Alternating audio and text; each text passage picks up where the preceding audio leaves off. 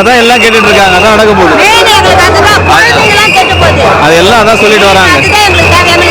அதுக்கு வேற பெரிய போராட்டம் ஒன்று பண்ண வேண்டியது இருக்கு. வந்த பிறகு பண்றோம், கண்டிப்பா பண்றோம். தலைவர்கிட்ட சொல்லிட்டேன் நான். கண்டிப்பா செய்வாரு.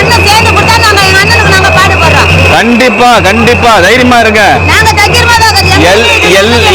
எல்லா வார்டுலயும் இதே பிரச்சனை. போதை தான் போதை தான் போதை. படிக்கிற குழந்தைங்க வல்லார ஸ்கூலுக்கு போற குழந்தைங்க அந்த பழக்கம் தான் கத்துக்குதுங்க. அதெல்லாம் வீட்டுல படிப்பு கிடையாது, எதுவுமே கிடையாது, அடங்க மாட்டுங்க, செய்ய மாட்டுங்க. அவ்வளோன்னு பொருள் எடுத்துன்னு வருதுங்க அந்த பழகத்துக்கு. அப்படின்னா எப்படி நாடு பிள்ளைங்க எப்படி வளரும், எப்படி இருக்குங்க வீட்டுல வர சண்டை கல்யாணம் குடும்பத்துல.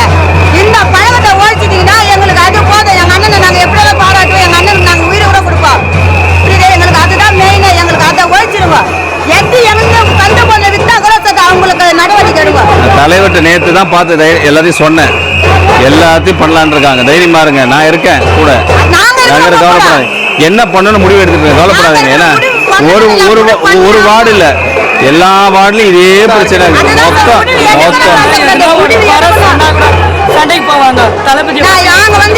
தைரியமா இருங்க.